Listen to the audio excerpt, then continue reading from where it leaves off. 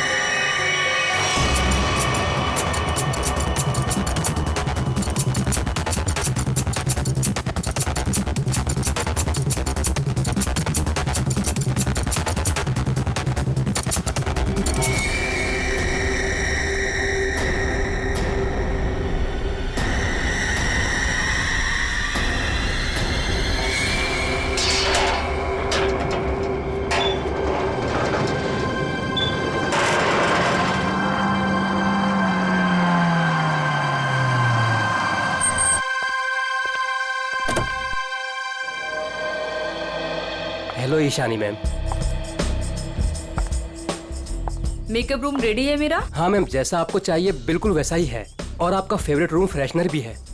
और एक काम करो, डायरेक्टर को जाके बोल दो कि 2 से 3 घंटे तो लगते ही हैं, राइट?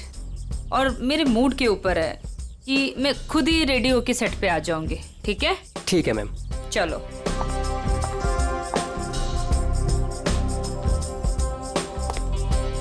सर ईशानी मैडम आ गए हैं। आ गई?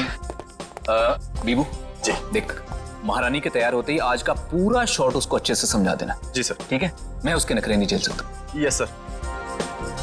सर अगर उसने मुझे थप्पड़ मार दिया तो खा लेना एक थप्पड़। स्पॉट सुन, ईशानी मैम का जूस और लो कैलोरी दही जल्दी से लाना, नहीं तो वो शूट कैंसिल कर देगी। सुनो, क्या मतलब है ये सब का? तुम लोग इधर उधर भाग रहे हो जैसे कि पता नहीं कोई शेरनी आ गई है। जाओ जल्दी से जाकर ईशानी को रेडी करवाओ। अब भी मैं डायरेक्शन टीम को बोल के आती हूँ।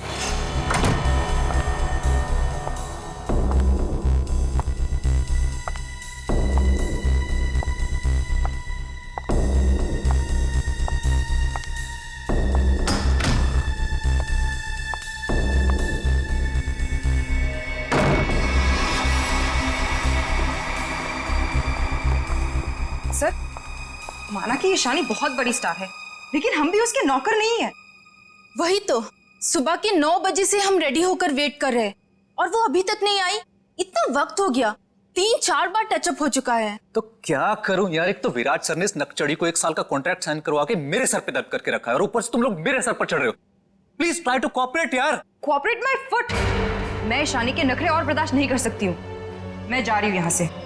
मैं विराट सर के चेक्स वापस कर दूंगी, लेकिन मैं ऐसे काम नहीं कर सकती हूँ। बाय। अरे मैडम रुके। अरे सर आप ही रोके समायरा जी को। अगर आज शूट नहीं हुआ ना तो विराट सर सबकी छुट्टी कर देंगे सर। जाने दे उसको, एक ईशानी 100 सुमेरा के बराबर है।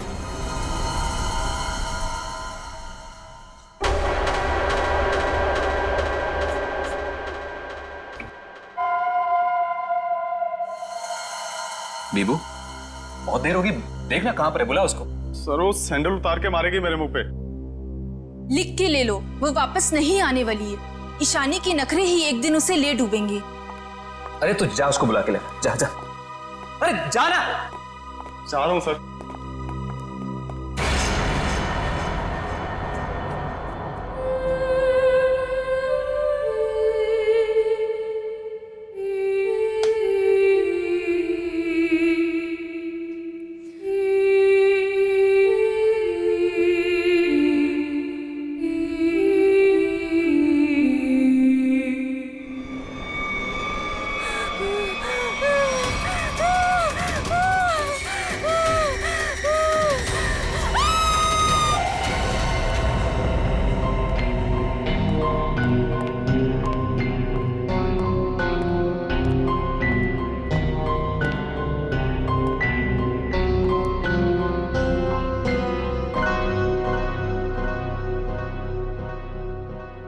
मैम,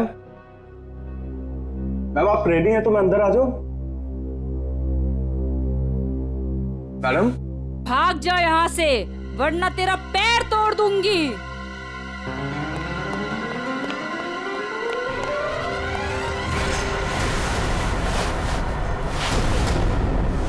नहीं, उसने कहा भाग जा, तो भागकर मेरे पास आ गया। अंदर जाने की हिम्मत नहीं की। उनके बिना बोले मैं अंदर कैसे जाता? आप नहीं जानते सर, गला दबा देती वो मेरा। 3 घंटे से वो तैयार हो रही है, यहाँ शूटिंग का टाइम निकला जा रहा है और तुझे अपने गले की पड़ी है। मैं देखता हूँ, चलकर चलो।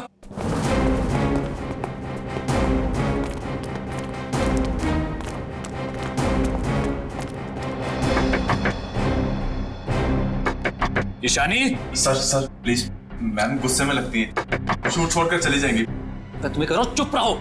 ईशानी दरवाजा खोलिए, अभी सब नहीं चलेगा, प्लीज दरवाजा खोलिए।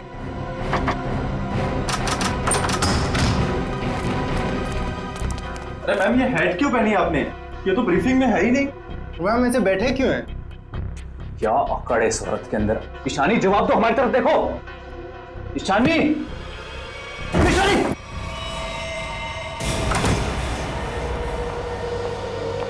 कभी काम नहीं करूंगी मैं उस नकचढ़ ईशानी के साथ। मैं भी किसी से कम नहीं हूं। अरे इतना टेंशन क्यों ले रही हो तुम देखना, मैं तुम्हें इससे बड़ा काम दिलाऊंगा। मैं अभी मम्मी को फोन करके बता देती हूँ कि आज मैं लेट आऊंगी। ठीक है, तुम मम्मी को फोन कर लो, हम तुम्हारा अंदर इंतजार करते हैं। ठीक है, मैं अभी आती हूँ। ठीक है।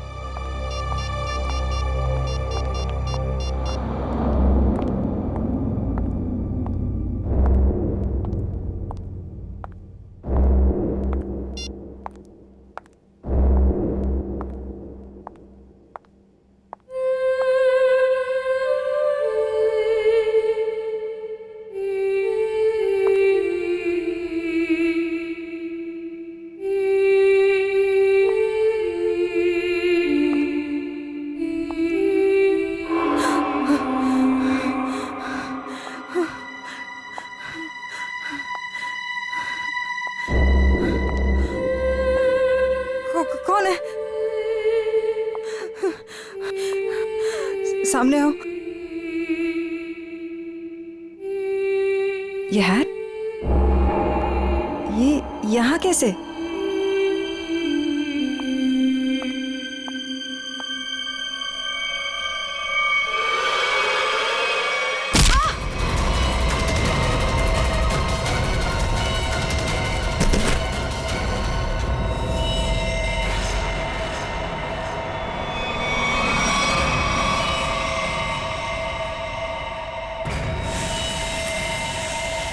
बड़ी बेरहमी से गला काट दिया। हाँ सर, ये अजीबोगरीब मेकअप और ये लाल रंग की हैट भी रखी। मारने के बाद इतना मेकअप करता है कातिल, ये लाल रंग का हैट बड़ा अजीब केस है ये। सर ये मेकअप और सारा कुछ उस कातिल ने ही किया है। अच्छा, आखिरी बार कौन आया था ईशानी से मिलने? मैं गया था सर वहां पे, लेकिन उन्होंने अंदर से ही बोल दिया कि भाग जाओ वरना तुम्हारी टांगे तोड़ देंगे। टांगे तोड़ दूंगी? क्यों? सर एक्चुअली ईशानी अपनी मर्जी की मालकिन थी और वो अपनी मर्जी से ही शूटिंग पर आती थी। अगर गलती से भी उसको किसी ने कुछ बोल दिया तो कभी भी शूटिंग छोड़कर चली जाती थी। सर इसका मतलब काफी लोग होंगे जो ईशानी को नापसंद करते होंगे। ईशानी क्या हो गया? ईशानी को किसने किया ये सब? आप कौन है आप? जी ये जो एड शूट हो रही थी ये मेरी एड है, मैं मालिक हूँ इस कंपनी का। ठीक है, इधर आइए थोड़ा। अच्छा बीबू, तुम वापस कितनी देर बाद आए थे प्रीतम और लोगों के साथ? सिर्फ कुछ सेकंड्स में, अगर कहें ज्यादा से ज्यादा बस 1 मिनट। 1 मिनट में? 1 मिनट में इतना सब कुछ किया? सर सर 1 सेकेंड, यहाँ पे एक फिंगरप्रिंट मिला है और बाकी सब कपड़े ठीक है, मगर बस ये तो देखिए सर, ऐसा लग रहा है किसी ने कैंची से काटा है सर।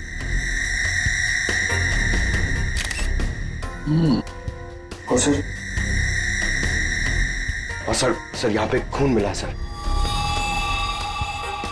कातिल पहले से ही कमरे में मौजूद था। सर हो सकता है बिहू ने जो आवाज सुनी वो ईशानी की हो ही ना। हो सकता है। क्या ईशानी से मिलने कोई आया था क्या? नहीं सर, और किसी को आते जाते नहीं देखा। सर कहीं ऐसा तो नहीं कि खूनी ईशानी के कमरे में पहले से ही छुपा हुआ था? एक्चुअली यही हुआ है।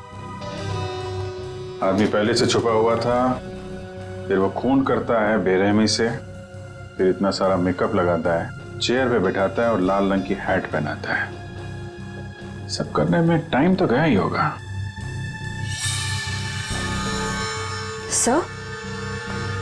सर ये देखिए, ईशानी का टॉप भी कटा हुआ। इसे भी काटा गया है? उधर भी कपड़े कटे हैं, इसका टॉप कटा है। लगता है ये जानबूझ के किया गया है।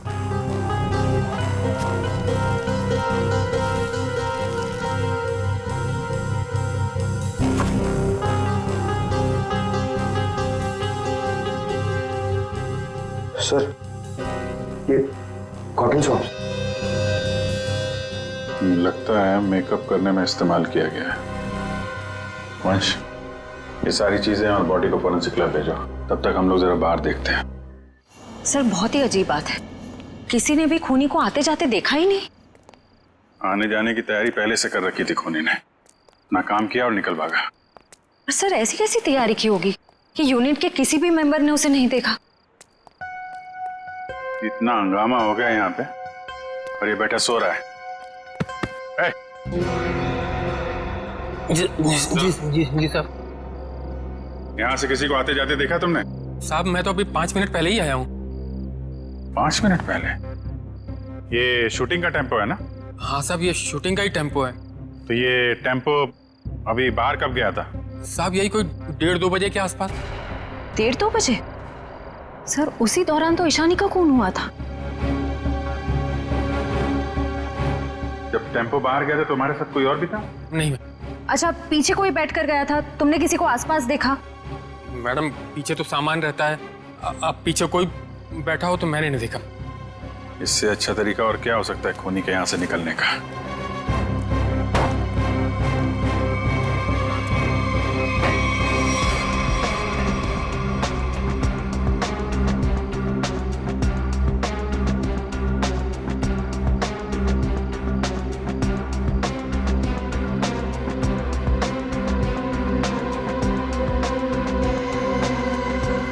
पीओपी का टुकड़ा ये यहाँ क्या कर रहा है? शूटिंग में तो कहीं भी धूल मिट्टी थी नहीं। ये मिट्टी का टुकड़ा कहाँ से आया? साहब इसमें तो प्रॉपर्टी का सामान रहता है। प्रॉपर्टी के सामान और उसमें पीओपी का टुकड़ा, मतलब कोई और था यहाँ पे।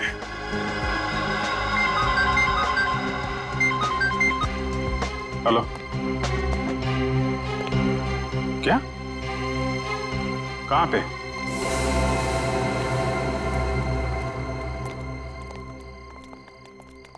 आपने फोन किया था?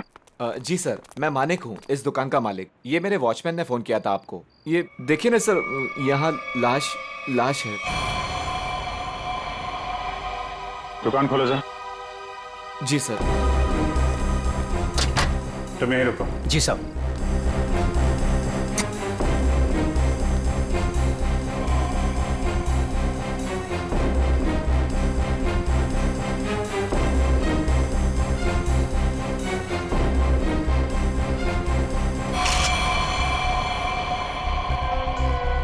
सर इसे भी बिल्कुल ईशानी की तरह मारा गया है।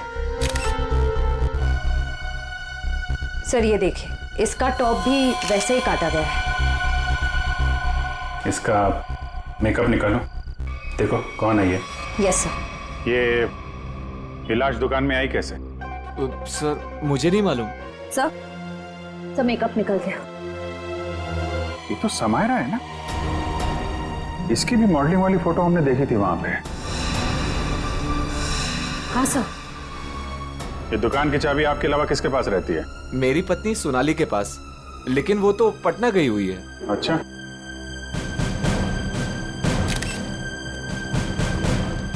तुम्हारी ड्यूटी में एक आदमी यहाँ पे खून करता है, उसकी लाश को यहाँ दुकान में रख दिया, क्या कर रहे थे तुम? कुछ देखा नहीं तुमने? देखा ना साहब, पर वो खूनी है ये कैसे पता चलता? हा? कैसा था वो? था नहीं साहब, थी। वो एक औरत थी, उसे मैंने जाते हुए पीछे से देखा था। उसने लाल रंग का कोट पहन रखा था, उसके बाल लंबे थे और उसने सर पे एक लाल टोपी पहन रखी थी। और हाँ साहब, उसने डस्टबिन में कुछ डाला था। मतलब सर खूनी एक औरत है? कहाँ है वो डस्टबिन जिसमें उसने कुछ डाला था? वो वहां।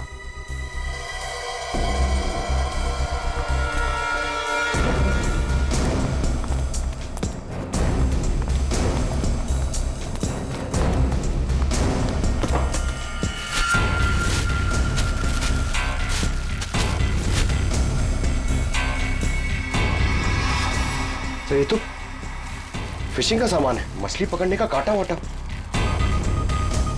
सर ये तंगूस पे खून लगा है।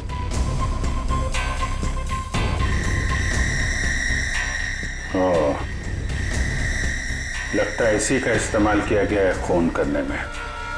भरे दिन के उजाले में शूटिंग पर कोई मेकअप रूम में घुसता है और ईशानी को मार डालता है, और तुम में से किसी ने कुछ भी नहीं देखा और ना कुछ सुना है? ये कैसे हो सकता है? सर एक्चुअली ईशानी की परमिशन के बिना उसके कमरे में कोई नहीं जाता था। इनफैक्ट उसने बीबू को भी दरवाजे के बाहर से ही भगा दिया, और उसके बाद जैसे ही हम लोग गए तो देखा वो मरी हुई थी। चलो सर ये कास्टिंग डायरेक्टर है कीकू। लेकिन सर मुझे यहाँ क्यों लाया गया है? मैंने समायरा और ईशानी का गला थोड़ी काटा है। चुप!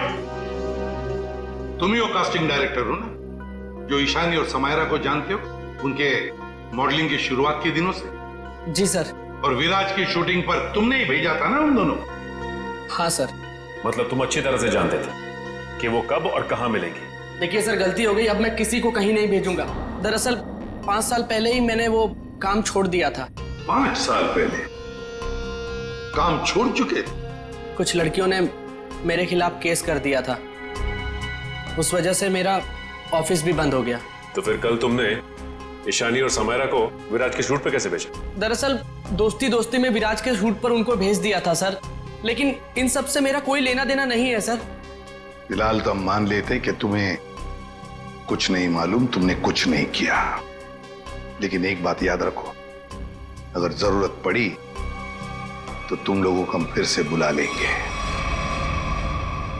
जा सकते हो तुम।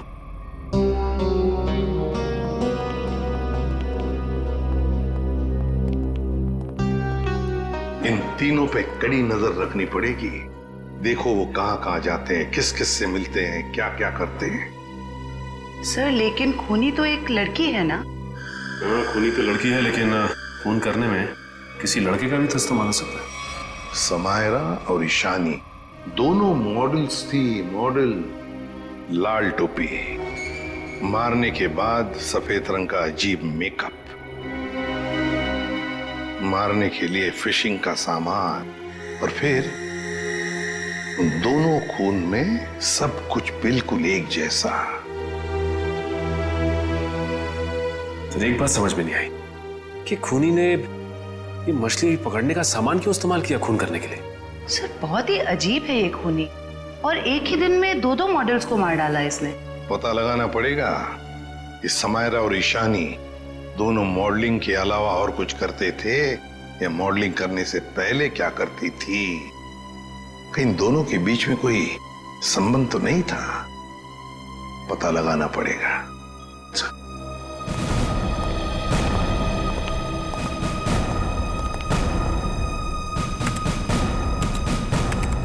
2009 में समैरा और ईशानी ब्यूटी रिबन नाम की मॉडलिंग एजेंसी में काम करते थे, जिसका मालिक ये किकू था। Kiku, casting director Kiku. इस किकू के बंद पड़े ऑफिस में जाना पड़ेगा। देखना होगा, शायद इसके बाकी मॉडल्स की भी जान को खतरा हो। और ये भी हो सकता है कि हमें उस औरत के बारे में कोई सुराग मिल जाए।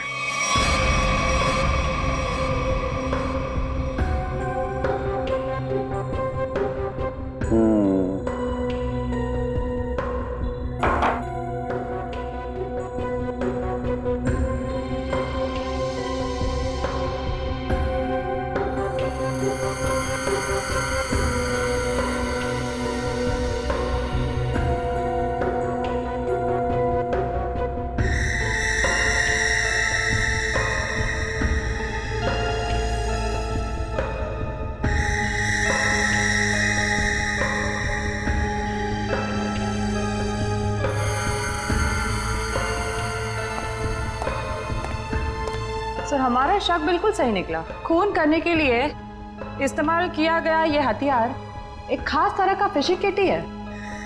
सर, आप सुन रहे हैं मैं क्या कह रही हूँ? हाँ सुना तारिका, लेकिन मैं फिलहाल किसी और काम में हूँ। क्या? खूनी का कद नापने में। अरे वाह सालुंखे, खूनी के कद का पता लगा लिया तूने? हाँ बस 1 मिनट से रही। ये दोनों के गर्दन का ये घाव देखो बस। ये घाव का निशान ऊपर की तरफ बना हुआ है, ना तो सीधा है ना नीचे की तरफ। मतलब खूनी ने तार से इन्हें ऊपर की तरफ खींचा। इसका मतलब साफ है, खूनी की ऊंचाई इन दोनों से ज्यादा थी। मतलब सर वो खूनी औरत इन दोनों से लंबी है? बिल्कुल पंकज, और लगभग 5 फीट 7 इंच थी। ये मेरी ट्रिग्नोमेट्रिक कैलकुलेशन मुझे बताती है, इंक्लूडिंग वो जो सैंडल उसने पहने हुए थे उनके। एक बार हाथ में आ जाए ना तो ऊंचाई भी नाप लेंगे। 5 फुट 7 इंच की लड़की जिसके लंबे और सीधे बाल हैं। और सर, या तो उसे फिशिंग करने का, मछली पकड़ने का शौक था, या तो फिर किसी खास मकसद से उसने ये सामान, ये फिशिंग किट का इस्तेमाल किया होगा। सालुंखे, लगता है इस मछली पकड़ने के तंगूस से, इस तार से इन दोनों के गले को काटा है। बिल्कुल बस। डॉक्टर साहब, जो प्लास्टर ऑफ पेरिस जैसी मिट्टी मिली थी हमें, उससे कुछ पता चला क्या? हाँ पता चला सचिन। बॉस, वो सामान मूर्ति बनाने के काम में आता है। मूर्ति बनाने का? बॉस, टेस्ट चल रहे हैं, बाकी का भी पता चल जाएगा।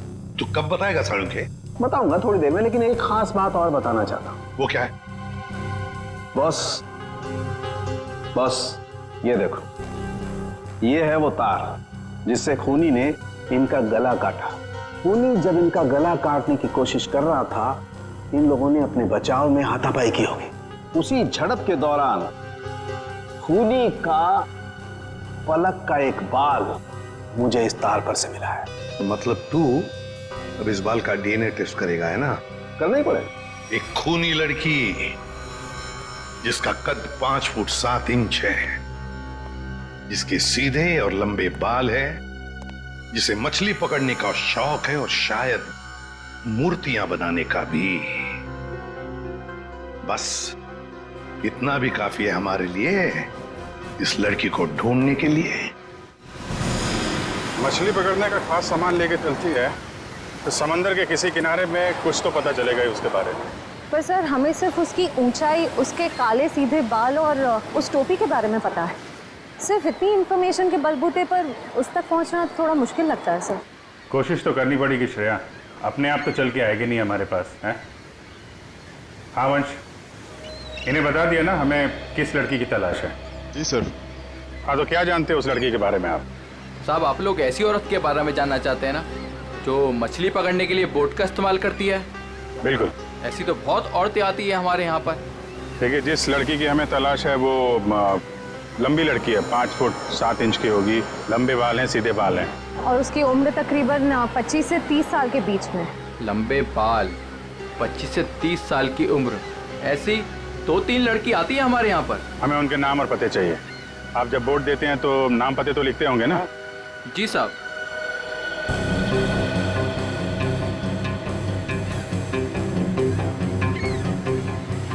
ये तीनों लड़कियां आती हैं 5-6 महीने से हमारे यहाँ पर अपने कुछ दोस्तों के साथ। केशा, एनी, शिखा। केशा, एनी और शिखा। मिलना पड़ेगा इन तीनों लड़कियों से। देखते हैं इनमें से कौन है वो लाल टोपी वाली लड़की।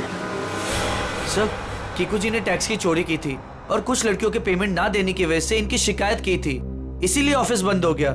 और इनका कोई क्रिमिनल रिकॉर्ड भी नहीं है सर। उसका खून हुआ है वो 2008 में कीकू जी की एजेंसी से ही लॉन्च हुई थी, इसलिए ये अभी शक के घेरे में है। विराज, तुम ये बताओ कि तुमने तो कीकू जी के साथ और उन मॉडल्स के साथ काम किया था, तो तुम्हें कभी लगा कि वो मॉडल्स किसी मुसीबत में है या फिर कीकू जी के काम में कोई गड़बड़ है? मैं ईशानी और समायरा के साथ पहली बार काम कर रहा था, और जहाँ तक कीकू जी की बात है तो पैसों के लेन देन में धांधली के अलावा इनमें दूसरी कोई कमी नहीं है। सर, इन तीनों मॉडल्स के कद, रंग और बाल खूनी से कुछ हद तक मिलते जुलते हैं। एक काम करो, इन सबसे पूछताछ करो कि मॉडलिंग के अलावा ये लोग क्या काम करते हैं, क्योंकि इंफॉर्मेशन ये है कि आजकल इनमें से कहीं मॉडलिंग नहीं करती।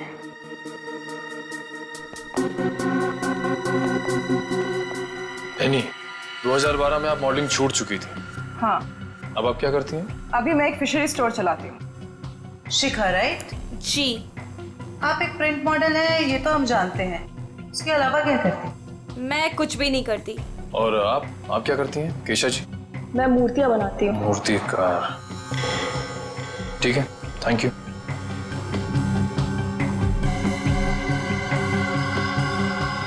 तो बिल्कुल खूनी की प्रोफाइल जैसा है। कंपनी का नाम रेड इंक। मेरा शक सही है, इस एजेंसी के मॉडल्स का ही कुछ राज है। सर, एनी, केशा और डॉली, उन तीनों के प्रोफाइल्स कुछ उन्हीं से मिलते जुलते हैं। सर, इनका संबंध मूर्तियां बनाने और फिशिंग से भी। तो इनका प्रोफाइल, पेशा दोनों शक के दायरे में है। एक काम करो, इन तीनों को ब्यूरो लेके चलो। सर, खूनी की लड़की ने जिस तरह के कपड़े पहने थे उस तरह के कपड़े आ गए सर। Very good. पंकज, इन तीनों के नंबर्स हैं ना हमारे पास? Yes sir. सेलफोन नंबर्स जरा ट्रेस करो, देखो जब उन दोनों लड़कियों के खून हुए तब ये तीनों कहां थी। Yes sir. जयंती सर, ले जाओ जी। आप तीनों मेरे साथ आइए। कहाँ? अभी बताती हूँ, आओ।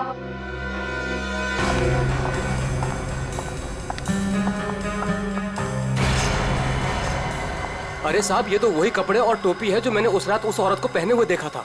तो फिर आप जरा ध्यान से देखो इसे। क्या ये वही लड़की है, वही औरत है जो उस रात खून कर रही थी?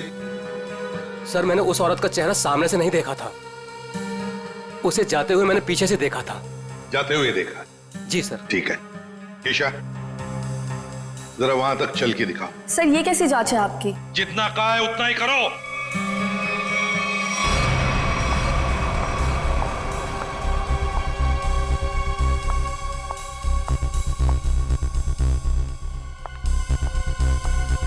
नहीं साहब। नहीं? नहीं। ठीक है, आप आइए मेरे साथ।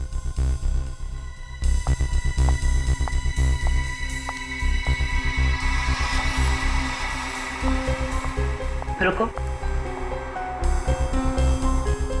वहां तक वॉक करके आओ।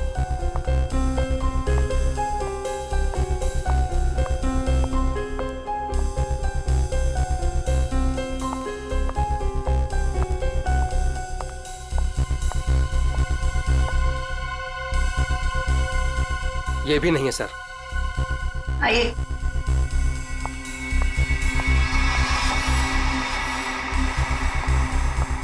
सर, इन्हें तो कपड़े काफी अच्छी तरह से फिट हो रहे हैं। हाँ, दिख रहा है। अब ऐनी जी जरा चल के भी दिखाइए।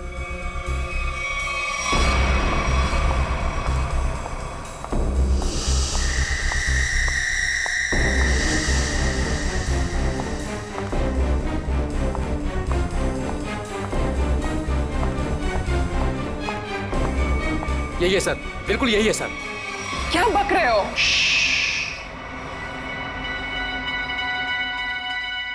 सर, जिस वक्त समायरा का खून हुआ था आनी का फोन उसी एरिया में था। सुना है नहीं? उसी इलाके में था तुम्हारा फोन जिस वक्त ईशानी और समायरा का खून हुआ था। तुम जा सकते हो। और मैं? आपको तो रुकना ही पड़ेगा। सर मैं क्यों नहीं जा सकती?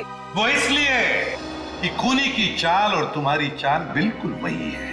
और तो और सबसे बड़ी बात कि तुम्हारा फोन उसी इलाके में मिला जहां पर इन दोनों लड़कियों का खून हुआ। सर इन सब का क्या मतलब है? I mean, दो लोग एक जैसे दिख सकते हैं ना? और फिर वॉचमैन ने ऐसा तो नहीं कहा कि मेरा चेहरा खूनी के चेहरे से मिलता है। लेकिन जिस वक्त खून हुआ उस वक्त तुम्हारे मोबाइल की लोकेशन भी वही की बता रही है, और ये सब कुछ इत्तेफाक तो नहीं हो सकता। सर उस वक्त सैकड़ों लोग उस एरिया में थे, तो क्या सब खूनी है? बस बस, बहुत बोल दिया। बताओ क्यों किया खून ईशानी और समायरा का? सर आप मुझ पे दो खून का आरोप लगा रहे हो। मैंने कुछ नहीं किया ऐसा। अभी तो सिर्फ आरोप लगाया है, सजा मिलनी तो अभी बाकी है। सजा? जी सजा, खून की सजा, फांसी। सर मैंने कुछ नहीं किया ऐसा। मैं बताती हूँ सर। बताओ। पर मेरी एक शर्त है। ये लो, इनकी एक शर्त भी है। चलो बताओ क्या शर्त है? सर मुझे 50 लाख रुपए चाहिए। 50 लाख रुपये? हाँ। चलो दे दिए। अरे लेकिन तुम पैसों का क्या करोगी? तुम्हें तो सजा होने वाली है। आप वो सब छोड़िए, मैं आपको बता रही हूँ ना, मैंने कुछ नहीं किया। सर मैं तो सिर्फ उसे जानती हूँ जो खूनी को जानता है। और वो है शिखा। शिखा? तुम इतने यकीन के साथ कैसे कह सकती हो? आप लोग पता कर सकते हैं ना? हाँ वो तो हम पता करेंगे। सर मेरे पैसे? पैसे? कौन से पैसे? सर अभी आपने बताया आप देंगे। कब? नहीं सर, मैंने तो कुछ नहीं सुना। कब कहा? सर ये सरासर धोखा है। नहीं नहीं नहीं नहीं यानी जी, हम कभी धोखा नहीं करते। हाँ धोखा जरूर करते हैं जब कोई कानून के साथ खिलवाड़ करता है, तब कभी कभी सीआईडी वाले धोखा देते हैं। ले जाओ इसे। सीआईडी फिर से? अब क्या कर दिया मैंने? आपने क्या किया है क्या नहीं ये तो हम पता लगा लेंगे, लेकिन आप एक नंबर के झूठे हैं ये पता चल चुका है। क्या मतलब है आपका? आपने कहा आप समायरा को नहीं जानते। 2009 में समायरा ने आपकी कंपनी रेडिंग के लिए मॉडलिंग की थी, सच है? रेडिंग? इसे कैसे ढूंढ लिया आपने? हमें पता चल चुका है। 2009 के रेडिंग के फोटोशूट कैंपेन में ईशानी और समायरा दोनों ने मॉडलिंग की थी, है ना? मैम ये कंपनी मेरे नाम पे तो थी, लेकिन मैं इस कंपनी का मामूली सा छोटा सा पार्टनर था। आप इस कंपनी के असली मालिक से क्यों नहीं पूछते? असली मालिक कौन है? चैताली। आप उससे क्यों नहीं पूछते? चैताली? इस केस में पहली बार ये नाम आया। कहाँ रहती है वो? ये नहीं हो सकता, ये नहीं हो सकता। अगर सीआईडी को सच का पता चल गया तो बहुत बुरा हाल होगा मेरा।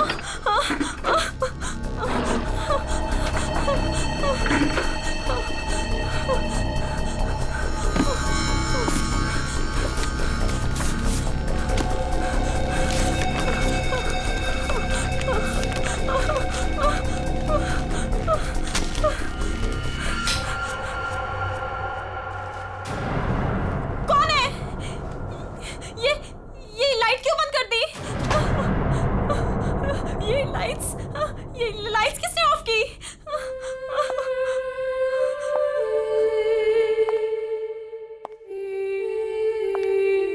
कौन है वहां?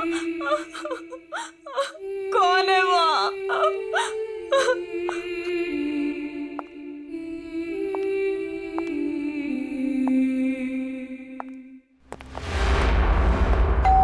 ये शिखा सच्चाई बता क्यों नहीं देती? सर पहले कुछ सच बता देती तो किसी की जान ही बच सकती थी।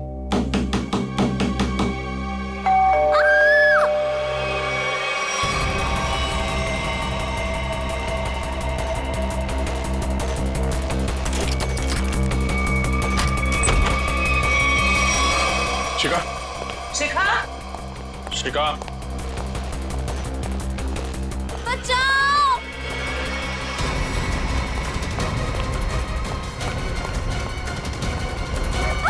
शिखा, शिखा,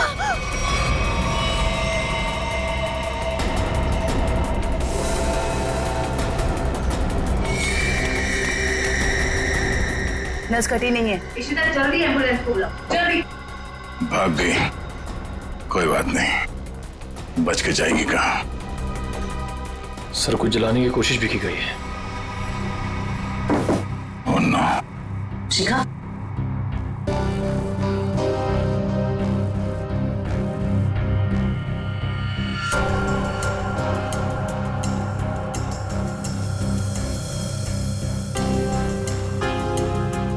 इतना लंबा बाल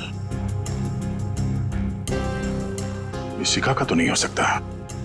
ओह, तो भागते भागते बाल छोड़ गई। देखते हैं कहां तक भागती है ये। आइए सर।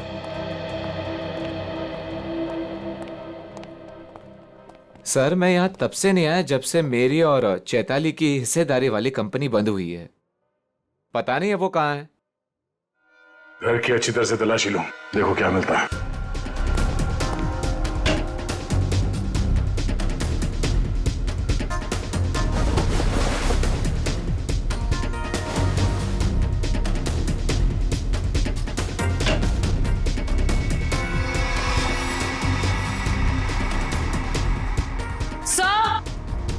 आ जाओ दी। सर ये देखिए।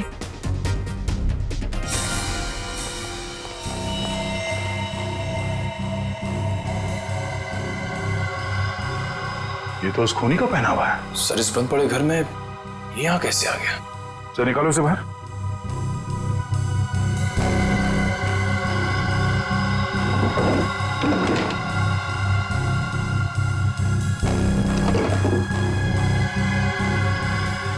नो, ये चक्कर है।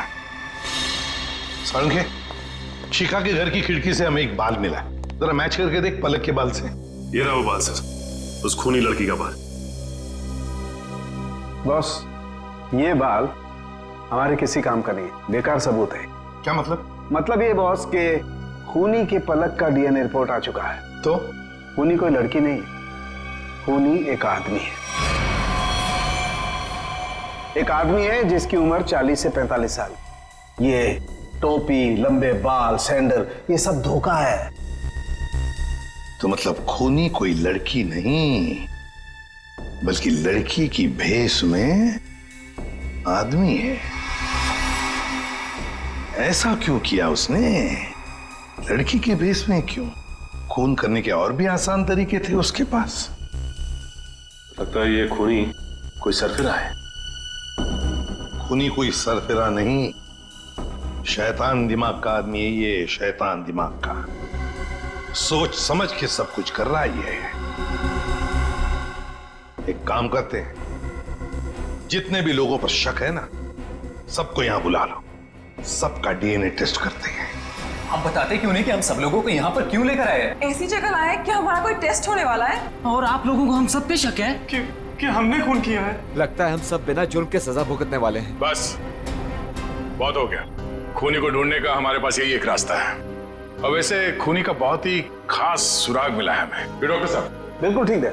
दरअसल क्या है, खूनी चाहे कितना भी होशियार हो, कितना भी चालबाज हो, कोई ना कोई क्लू हम लोगों के लिए छोड़ जाता है। और इस बार भी खूनी एक क्लू छोड़ गया है, और वो क्लू है पलक का एक बाल।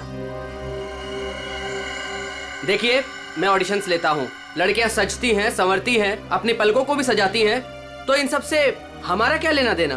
तुम्हें बड़ा यकीन है कि खूनी एक लड़की ही है?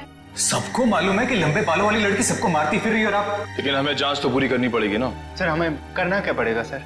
ज्यादा कुछ नहीं, आप में से हर किसी को अपने पलक का एक बाल देना होगा, और जिसका डीएनए हम उस खूनी के डीएनए से मैच करके देखेंगे।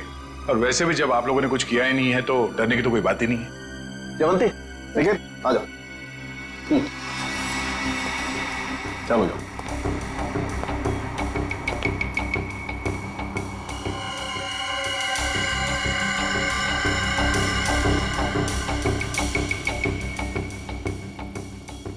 देखिए प्लीज, मेरी तबीयत ठीक नहीं लग रही, मुझे चक्कर आ रहे हैं, मुझसे ये सब नहीं होगा।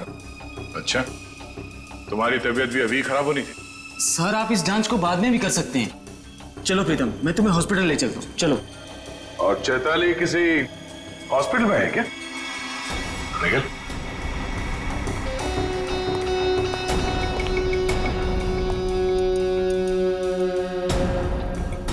सही कह रहा हूं ना मैं? मिस्टर विराज या फिर चैताली का पति कहना बेहतर होगा।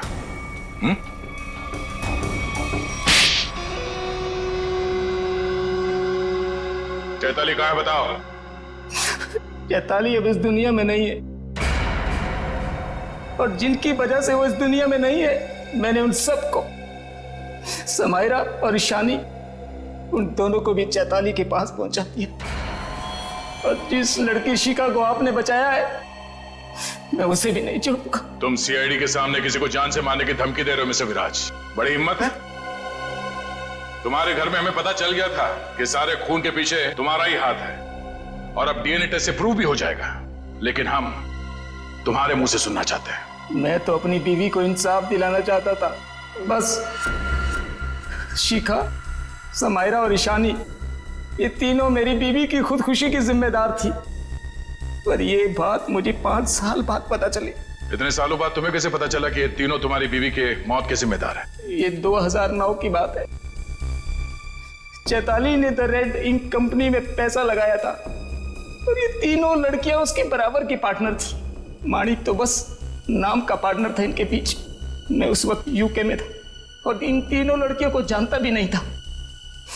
लेकिन जब इनकी कंपनी नुकसान में चली गई, तो इन तीनों ने मेरी बीवी को कर्जे और बकायेदारों से लड़ने के लिए अकेला छोड़ दिया और उसे मरने पर मजबूर किया। और जब तक मैं उसके पास पहुंचता, उसने फांसी लगाकर खुदकुशी कर ली। मैंने एक औरत का वेश बनाया और अपना बदला लेना शुरू किया, ताकि आप लोग ये सोचते रह जाएं कि खूनी एक औरत थी। शिखा के घर जो जलाया था वो एक सबूत था, उसको मुझ पे शक हो गया था।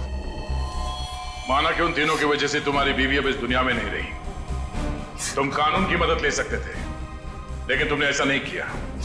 अपनी बीवी की मौत का बदला लेने के लिए तुम खून करने लगे। अब तुम्हें फांसी से कोई नहीं बचा सकता।